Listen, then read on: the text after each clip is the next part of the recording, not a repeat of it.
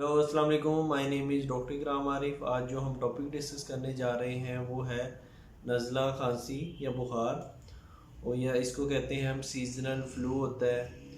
ये डिफरेंट किस्म की जो एलर्जीज़ होती हैं वो किन मौसम के अंदर बहुत ज़्यादा हो जाती है और हमें नज़ला ज़ुकाम बहुत ज़्यादा होना शुरू हो जाता है।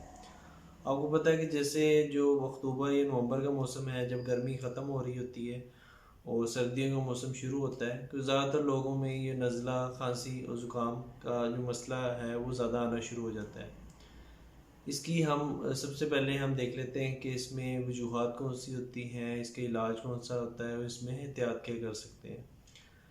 जो आपका जो सीजनल फ्लू होता है, ज़्यादातर आपको देखा गया है कि जैसे अक्टूबर या नवंबर का मौसम होता है, तो इसमें जो गर्मियाँ एंड हो रही होती हैं, ज़्यादातर लोगों के जो होता है कि पंखे चला रहे होते हैं, ठंडा पानी पी रहे होते हैं।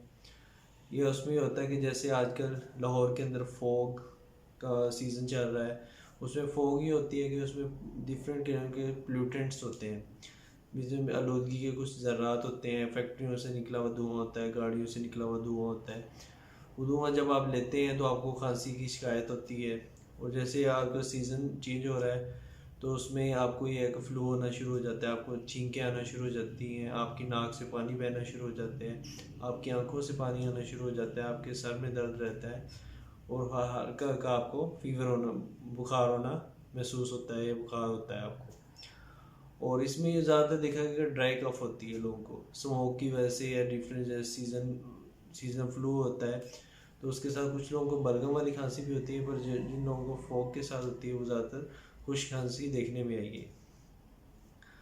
तो ये जो डिफरेंट किस्म के फ्लू है, इसमें या आपके जो आपके स्मोक है, इससे बचाव के डिफरेंट तरीके हो सकते हैं।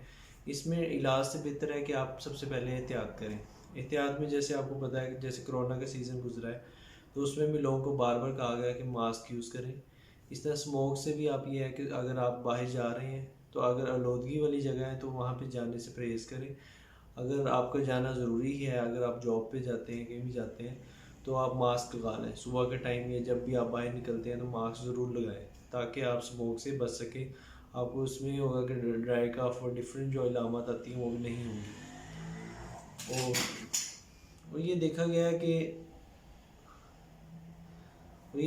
है कि डिफरेंट अगर बीमारियां आपको चल रही हो, कुछ लोगों को दमे का मसला होता है पहले से, कुछ लोगों को सीओपीडी का मसला होता है, मतलब पहले से सिगरेट पीते हैं उनकी छाती पहले से ख़राब रहती है, दमे के मरीज़ होते हैं उनकी भी ख़राब रहती है छाती।